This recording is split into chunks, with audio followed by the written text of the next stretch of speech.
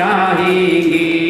राम के दर्शन बिन हम तो जीना भी नहीं चाहेंगे। राम वन को जाएंगे तो हम भी संग में जाएंगे। राम वन को जाएंगे तो हम भी संग में जाएंगे। राम के दर्शन बिन हम तो जीना भी नहीं चाहेंगे। राम के दर्शन बिन हम तो जीना भी नहीं। भूख तो लगेगी भैया भोजन कैसे पाओगे। भूख तो लगेगी भैया भोजन कैसे पाओगे। राम जी का दर्शन करके दिल की भूख मिटाएंगे। राम जी का दर्शन करके दिल की भूख मिटाएंगे। राम वन को जाएंगे तो हम भी संग में जाएंगे। राम वन को जाएंगे तो हम भी संग में जाएंगे। राम के दर्शन बिन हम तो जीना भी नहीं चाहेंगे। राम के दर्शन बिन हम तो जीना भी नहीं चाहेंगे। प्यास तो लगेगी भैया पानी कहाँ से लाओगे। प्यास तो लगेगी भैया पानी कहाँ से लाओगे। राम जी का दर्शन करके दिल की प्यास बुझाएंगे। राम जी का दर्शन करके दिल की प्यास बुझाएंगे। राम वन को जाएंगे तो हम भी संग में जाएंगे। राम वन को जाएंगे तो हम भी संग में जाएंगे। राम के दर्शन बिन हम तो जीना भी नहीं चाहेंगे। राम के दर्शन बिन हम तो जीना भी नहीं चाहेंगे। नींद तो आवेगी भैया सैया कहाँ से लाओगे। नींद तो आवेगी भैया सैया कहाँ से लाओगे। राम जी का सुमिरन करके सारी रात जगाएंगे। राम जी का सुमिरन करके सारी रात जगाएंगे। राम वन को जाएंगे तो हम भी संग में जाएंगे। राम वन को जाएंगे तो हम भी संग में जाएंगे। राम के दर्शन बिन हम तो जीना भी नहीं चाहेंगे। राम के दर्शन बिन हम तो जीना भी नहीं चाहेंगे। भय भी लगेगा भैया कहाँ कहाँ भग जाओगे। भय भी लगेगा भैया कहाँ कहाँ भग जाओगे। राम के चरणों को तज कर और कहीं नहीं जाएंगे। राम के चरणों को तज कर और कहीं नहीं जाएंगे। राम वन को जाएंगे तो हम भी संग में जाएंगे।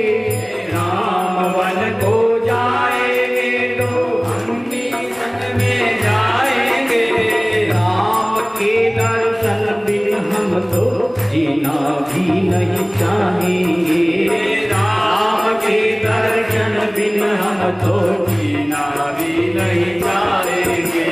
राम वापिस आएंगे तो हम भी वापिस आएंगे।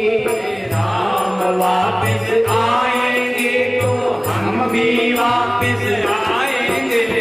अवधपुरी की गली गली में सीताराम गाएंगे। अवधपुरी की गली गली में सीताराम गाएंगे।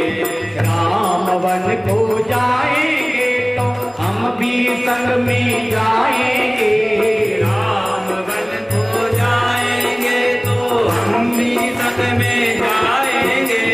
राम के दर्शन बिन हम तो जीना भी नहीं चाहेंगे, राम के दर्शन बिन हम तो जीना भी नहीं चाहेंगे, जीना भी नहीं चाहेंगे, जीना भी नहीं चाहेंगे।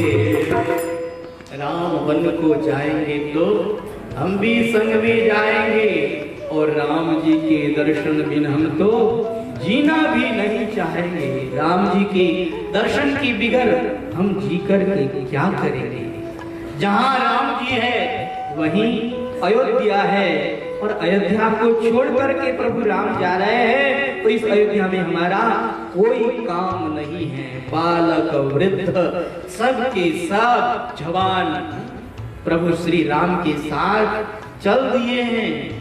अरे भैया साथ जा रहे हो, भूख लगेगी, भोजन कहाँ से लाओगे? कहा श्री राम जी का दर्शन करके दिल की भूख मिटाएंगे। अरे भैया प्यास लगेगी, पानी कहाँ से लाओगे? कहा श्री राम जी का दर्शन करके दिल की प्यास बुझा लेंगे। अरे भैया नींद आएगी, सैया कहाँ से लाओगे? कहा श्री राम जी का सुमिरन करके सारी रात जगा लेंगे, जागरण कर लेंगे। अरे भैया जंगल में भय लगेगा, कहाँ कहाँ भग जाओगे? कहा राम जी के चरणों को तजकर और कहीं नहीं जाएंगे।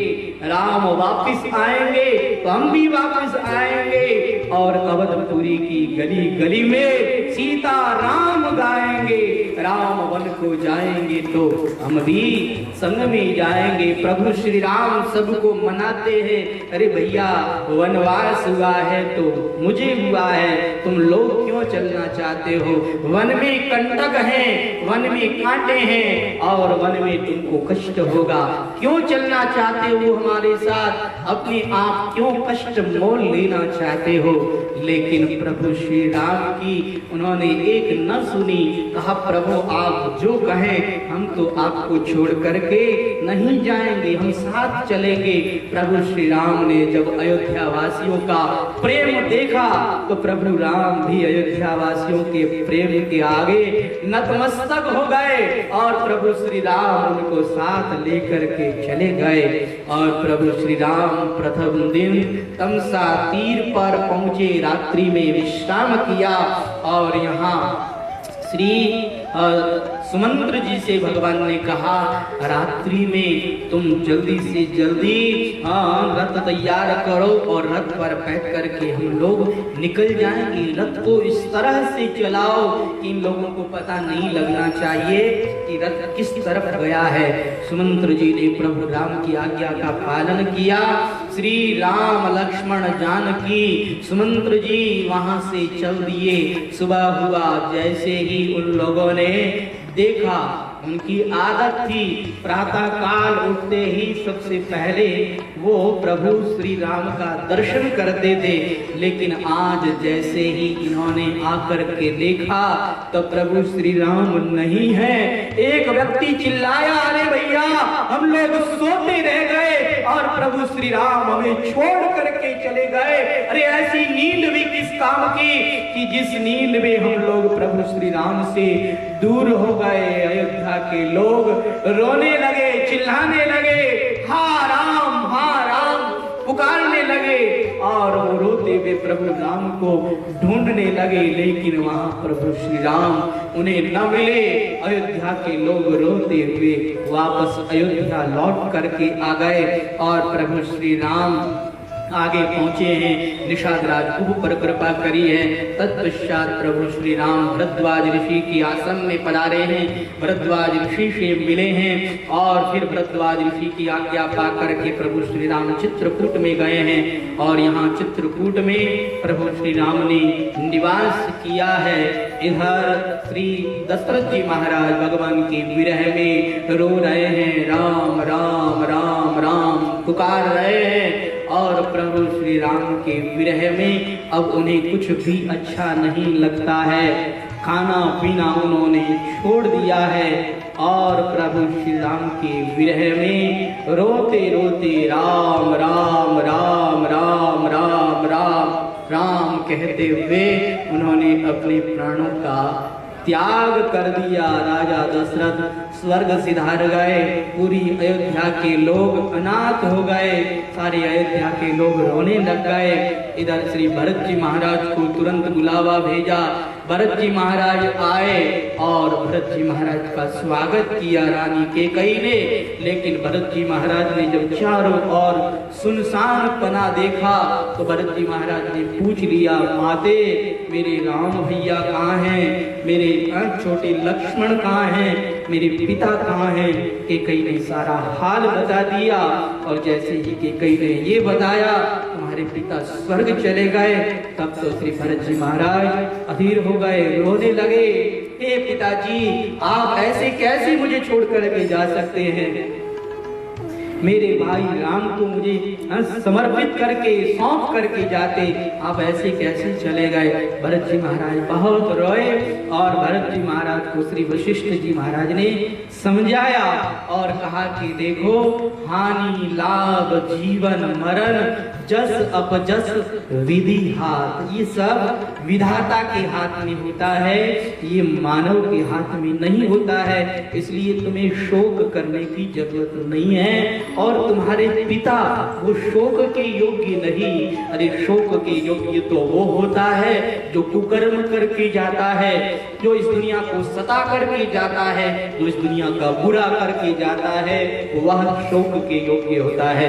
तुम्हारे पिता वो तो त्रिभुवन के अंदर उनका नाम था, सारे संसार में उनका नाम था, अच्छे कर्म करके गए हैं। तुम्हारे पिता शोक के योग्य नहीं हैं, तुम्हें शोक के अधीन नहीं होना चाहिए और तुम्हें यहाँ पर अपने पिता की अंत्येष्टि क्रिया करनी चाहिए। तो गुरुदेव की आज्ञा के अनुसार श्री दशरथ जी महाराज की अंत्येष्टि क्रिया की गई है और श्री भरत जी महाराज ने यहाँ कैकेयी माता को माता कहना छोड़ दिया। कहा, माते तुमने मेरे राम को वन में भेज दिया, तुम्हारे कारण मेरे राम वन को चले गए, आज से मैं तुम्हें माता नहीं कहूंगा। भरत जी महाराज ने कैकेयी को रानी कहना, महारानी कहना शुरू कर दिया, लेकिन माता नहीं कहा। देखिए, श्री भरत जी महाराज की अलग भावना हो सकती है। भरत जी महाराज एक संत हैं और संत कभी किसी का बुरा नहीं करते। आप कहेंगे भरत जी महाराज ने अपनी माँ को कटु वचन कहे, कितना बुरा भला कहा। संत कोई ऐसे कटु वचन कहता है क्या? संतों को ऐसे वचन कहने चाहिए क्या? हमारे संत महापुरुषों ने इसका समाधान किया है। कहते हैं भरत जी महाराज सच्चे संत हैं और सच्चे संत जो भी करते हैं उनकी प्रत्येक क्रिया के द्वारा जीव का कल्याण ही होता है। उन्होंने अपनी माँ को कटु वचन कहे, इसके पीछे भी एक बहुत बड़ा रहस्य छुपा हुआ है। भरत जी महाराज ने क्या सोचा? उन्होंने कहा कि मेरी माँ ने थोड़ा सा मेरे अंदर मोह कर लिया, तो उसका परिणाम क्या हुआ कि उनके द्वारा कितना बड़ा अनर्थ हो गया, भगवान से दूर हो गई, भगवान को उन्होंने वनवास दे दिया। अगर इसी तरह मेरे अंदर ये मोह करती रही तो बहुत बड़ा अनर्थ हो जाएगा। तो ये माँ मेरे में मोह नहीं करे, इसके लिए मुझे ऐसा ही बर्ताव करना चाहिए। अगर मैं माँ से प्रेम से बोलता हूँ तो मेरी माँ का मेरे में और ज्यादा मोह बढ़ जाएगा। इसलिए भरत जी महाराज कटु वचन बोलते हैं, ऐसे कटु वचन बोलते हैं, ऐसे कटु वचन बोलते हैं कि श्री कैकेयी माँ को प्रभु राम की याद आ जाती है। कैकेयी माँ कहती है, इससे तो मेरा राम ही अच्छा, जो कि राम सहर्ष मेरी आज्ञा को स्वीकार करके चला गया। जिस राम ने मुझे बार बार प्रणाम किया, जिस राम ने मुझे अपनी माँ कहा, वह राम कितना अच्छा, जिस राम के लिए मैंने इतना कुछ किया, लेकिन जिस राम ने मुझे बुरा नहीं कहा, वह राम ही अच्छा। तो कैकेयी माँ का तुरंत प्रभु राम में मन चला गया। यही उद्देश्य है भरत जी महाराज का कि इनका मन राम में लग जाए, ये राम को याद करे, इनका मन मेरे में न लगे। इसलिए भरत जी महाराज ने कटु वचन कहे हैं। श्री भरत जी महाराज ने माँ को बुरा नहीं माना है, भले ही कटु वचन कहे हैं लेकिन उन्होंने बुरा माना नहीं है। अगर बुरा मानते तो जिस समय में चित्रकूट में प्रभु राम को मनाने के लिए गए हैं उस समय में माता को साथ लेकर के गए हैं। अगर द्वेष होता तो माता को साथ न लेते, लेकिन भरत जी महाराज माता को साथ लेकर के गए हैं। संत महापुरुषों का जो क्रोध है वह क्रोध ही जीवों का कल्याण करने वाला है। वास्तव में हमारी कैकेयी माता का दोष है भी नहीं। हमारे श्री राम भगवान ने तो यहाँ तक कह दिया है कि जो व्यक्ति मेरी माँ कैकेयी को दोष देता है वह जड़ है, वह मूर्ख है, क्योंकि मेरी माता कैकेयी का कोई दोष नहीं है। भगवान राम ने माता कैकेयी को दोषी नहीं माना है और वास्तव में कैकेयी माता का दोष है भी नहीं। कैकेयी माता ने तो प्रभु राम का कार्य किया है। कहते हैं प्रभु राम छोटे से थे, उस समय में प्रभु राम कैकेयी माता से कहते हैं कि माता मेरा एक काम करोगी? कहा हाँ बिल्कुल तुम्हारा काम करूंगी।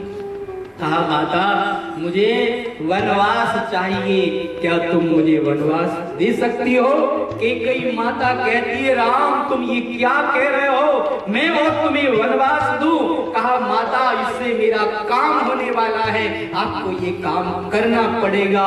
कैकेयी माता कहती है कि अगर राम तुम्हारी ये इच्छा है कि तुम्हें वन में जाना है तो तुम्हारी मैं इस इच्छा को भी पूर्ण करूंगी। लोग मुझे बुरा कहेंगे, मेरा अपयश होगा, मेरी अपकीर्ति होगी, मैं ये सब कुछ सहन कर लूंगी, लेकिन प्रभु राम तुम अगर वन में जाना चाहते हो तो मैं तुम्हें वनवास दूंगी। भगवान राम की इच्छा थी, इसलिए कैकेयी माता ने प्रभु राम को वनवास दिया है। उन्हें दुख नहीं हुआ ऐसी बात नहीं है, कैकेयी माता को भी बहुत दुख हुआ है। कैकेयी माता अपने महल के अंदर अकेली पड़ गई है, कोई उनकी सेवा नहीं करता और तो और दासियों ने भी उनको त्याग दिया। कहा प्रभु राम को जिसने वनवास दे दिया हम उस रानी की सेवा भी नहीं करेंगे।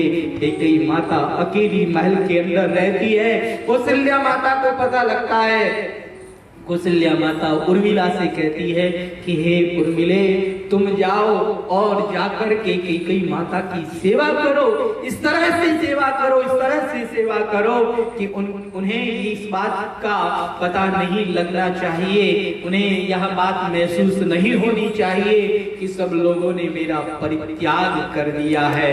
धन्य हो उर्मिला। उर्मिला भी माता की आज्ञा का पालन करके कैकेयी अम्मा के पास आई हैं और कैकेयी अम्मा की उन्होंने इतनी सेवा करी है, इतनी सेवा करी है कि उन्होंने कैकेयी माता को कोई अपने हाथ से काम नहीं करने दिया है। और आपको पता है उर्मिला अपने जीवन में कभी रोई नहीं है। लक्ष्मण जी ने उर्मिला से जाते हुए यही वचन मांगा था कि हे उर्मिले तुम्हें रोना नहीं है। उर्मिला ने लक्ष्मण जी के इस वचन को याद रखा। जब भी प्रभु राम की और जानकी की याद आती है उर्मिला अपने आंसुओं को भीतर ही भीतर रोक लेती है। ज्यादा याद आती है तो दीवार से अपना सर पटक लेती है, सर में खून आ जाता है, लेकिन उर्मिला रोती नहीं है। ऐसी उर्मिला की भक्ति है। धन्य है उर्मिला की इस भक्ति को। जिस समय में प्रभु श्री राम लौट करके आए हैं तो सबसे पहले कैकेयी के महल में आए हैं। कैकेयी माता को उन्होंने प्रणाम किया है और जैसे ही भगवान राम की दीवार पर नजर पड़ी और उन्होंने क्या देखा कि दीवार में खून के धब्बे लगे हुए हैं और बहुत दूर तक लगे हुए हैं। कहा माते ये क्या है, ये खून के धब्बे ये कैसे? तब माता ने बताया कि ये उर्मिला जब भी तुम्हारी याद आई है तो इस उर्मिला ने अपना सर पटका है, रोई नहीं है। तो प्रभु श्री राम वन में गए हैं, इसके पीछे प्रभु श्री राम ही कारण है और कोई दोषी नहीं है और कोई कारण नहीं है। प्रभु श्री राम ही स्वयं ही इसके नियंता हैं, स्वयं ही कारण हैं। जैसे हम लोग कहीं जाते हैं और कहीं जाते हुए कोई बगीचा देखते हैं तो उस बगीचे को कौन देखता है? आंख देखती है। और आंख बगीचे में कोई सुंदर मीठा मधुर फल देखती है तो आंख के देखते ही मुंह में लार पड़ने लगती है कि आहा कितना मधुर फल है, कितना मीठा फल है, इसे खाना चाहिए। तो तुरंत पैर चल करके आगे बढ़ते हैं। अब मुंह तो आगे बढ़ नहीं सकता तो पैर आगे बढ़ते हैं और पैर आगे बढ़ते हैं। अब पैर तो फल तोड़ नहीं सकते, हाथ फल को तोड़ता है और जैसे ही हाथ फल को तोड़ता है बगीचे का मालिक आकर के कहता है अरे ये चोर आ गया और पीछे से वहां एक लठ मारता है तो पीठ को लठ मारता है। अब आप कहेंगे कि महाराज दोष तो आंखों ने किया, देखा तो आंखों ने और मार पड़ी पीठ को, ये कौन सा न्याय है? लेकिन आप जरा थोड़ा विचार कीजिए, इसके आगे जाइए। पीठ को लठ पड़ा, दर्द हुआ, दर्द होते ही रोया कौन? आंख रोई। तो देखा किसने? आंख ने। रोई कौन? आंख। ऐसे ही प्रभु श्री राम इनकी ही इच्छा थी, इन्होंने अलग अलग लोगों को निमित्त जरूर बनाया है और ये संसार के अज्ञानी लोग अलग अलग लोगों को दोष जरूर देते हैं। लेकिन अगर देखा जाए तो सबसे पहले देवताओं ने सरस्वती को प्रेरित किया, सरस्वती ने मंथरा को प्रेरित किया, मंथरा ने केकई को प्रेरित किया, केकई ने राजा दशरथ जी से वचन मांगे और प्रभु श्री राम वन में गए। अब लोग कहते हैं कि केकई कितनी अभागिन है, प्रभु श्री राम को वन में भेज दिया, लेकिन नहीं, ऐसी बात नहीं है। सरस्वती को प्रेरणा किसने दी? भगवान ने दी। इन सबके पीछे भगवान ही कारण है, भगवान की ही इच्छा थी वन में जाने की।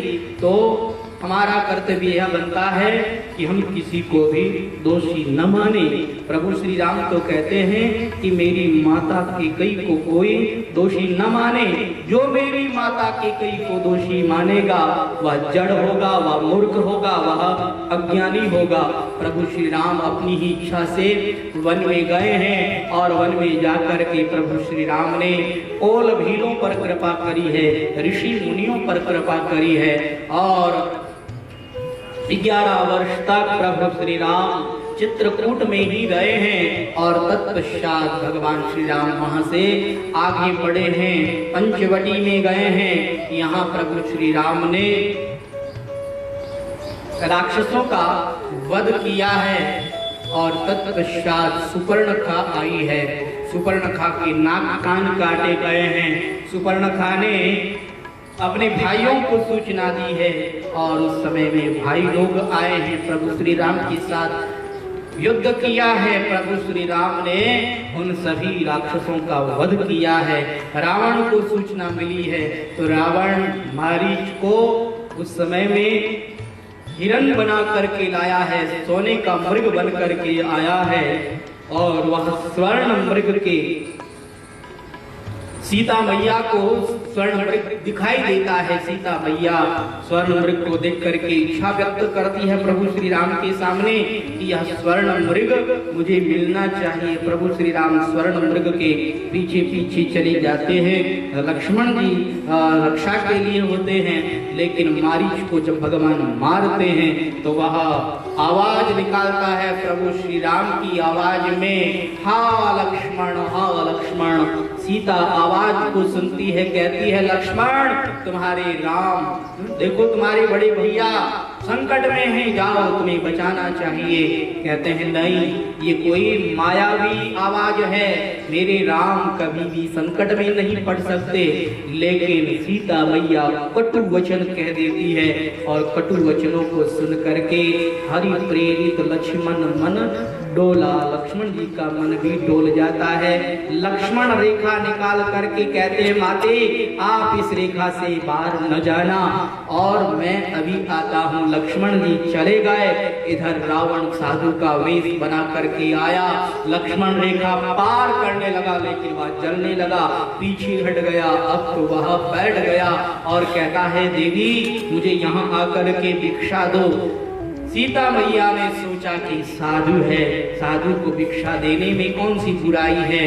लक्ष्मण रेखा पार करके सीता मैया आई और रावण ने सीता माता का हरण कर लिया। लक्ष्मण जी के साथ प्रभु श्री राम आए, सीता जी को ढूंढने लगे। सीता विरह में प्रभु श्री राम एक वन से दूसरे वन में जाने लगे और प्रभु श्री राम सीता जी की खोज करने लगे।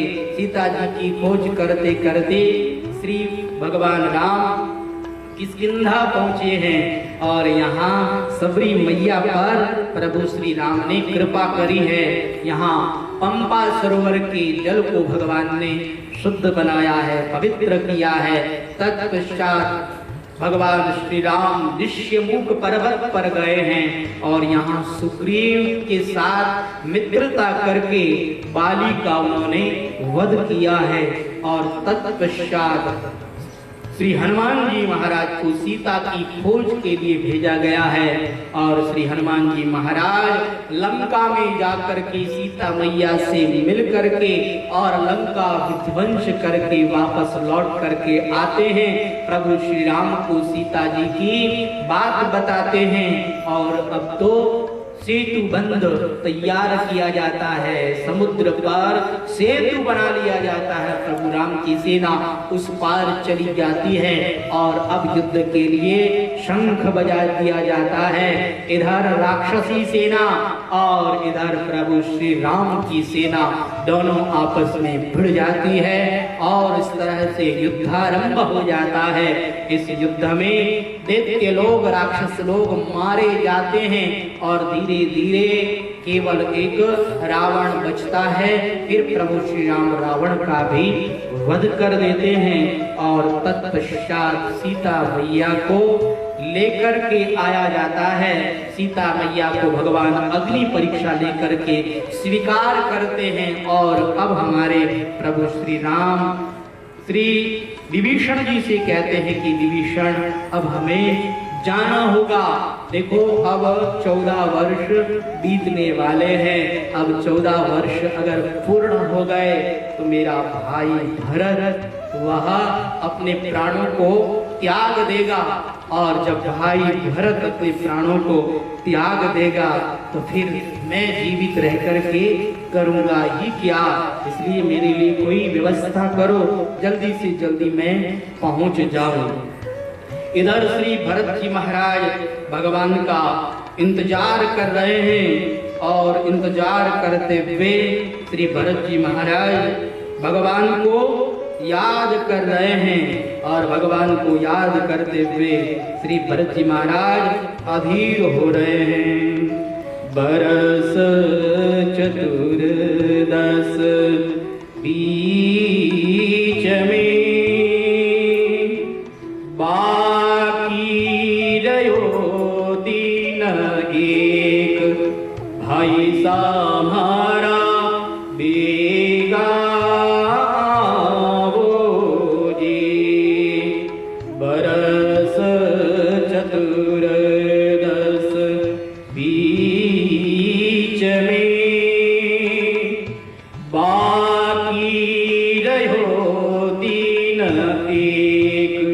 रघुवर प्यारा बेगा आवो जी, पूजत प्रभु जी पावड़िया, नैना भाई सहारा अवध पधारो जी, भाई सहारा बीगा आवो जी। इवड़े हलचल हो रही,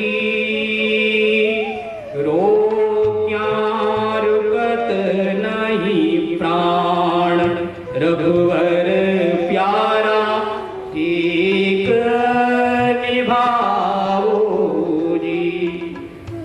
बरस चतुर्दश बीच में, बाकी रहो दीन एक, रघुवर प्यारा बेगा आवो जी। धन धन माता जानकी, धन प्यारा लक्ष्मण व्रात, रघुवर थाने संग महलीना जी।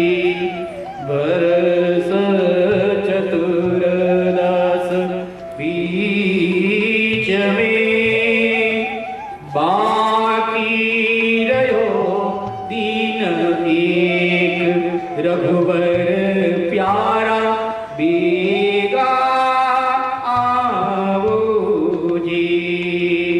फरकत तकिया दाहिनी, सगुन सुहावन होय, रघुवर प्यारा दर्श दिखावो जी। अवध लगे अलखावणी,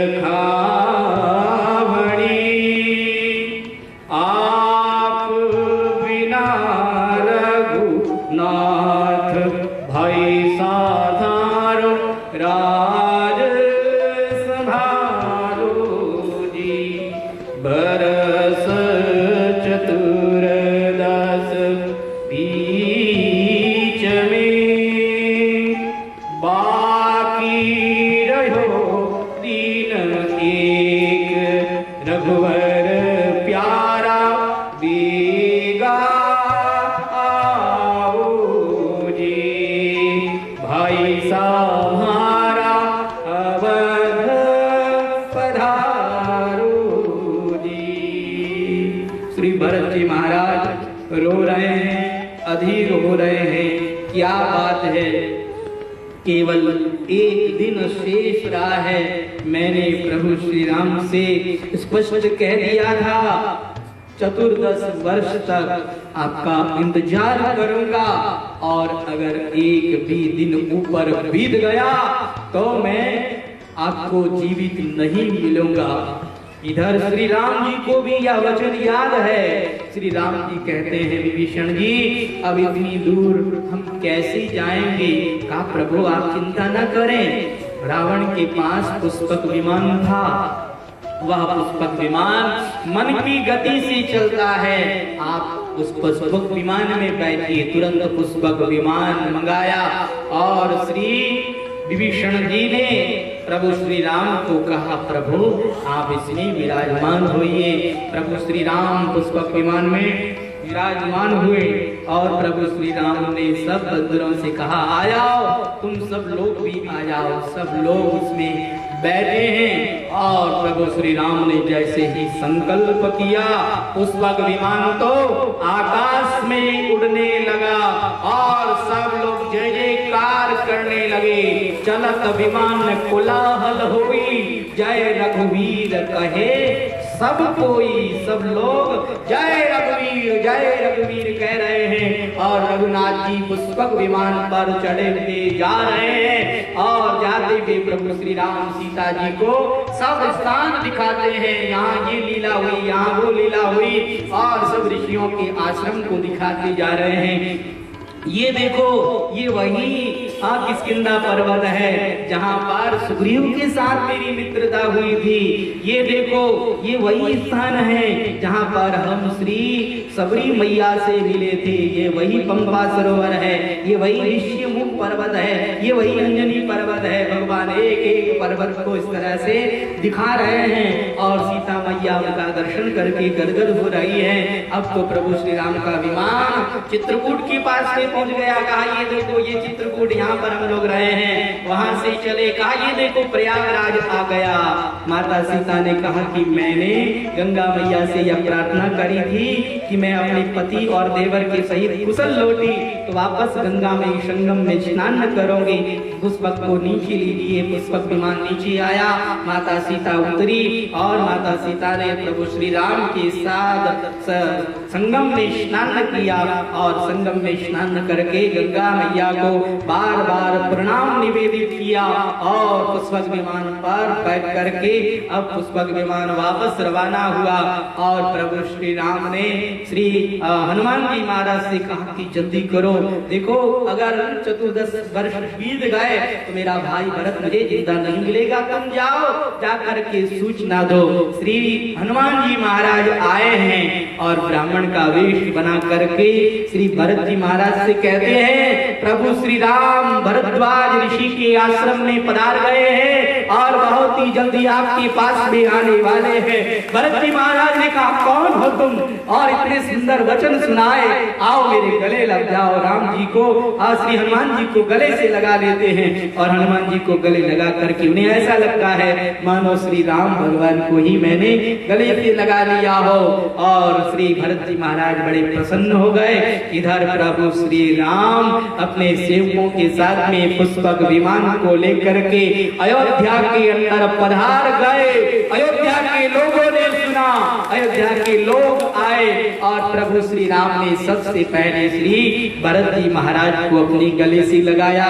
फिर कैकेयी माँ को प्रणाम करके कैकेयी माँ से प्रभु श्री राम मिले, फिर अन्य माताओं से मिले और प्रभु श्री राम अयोध्या के प्रत्येक व्यक्ति को अपने गले लगाते हैं। जितने अयोध्या के लोग हैं इतने ही प्रभु राम ने रूप बनाए हैं और प्रभु श्री राम अयोध्या के अंदर विराजमान हुए।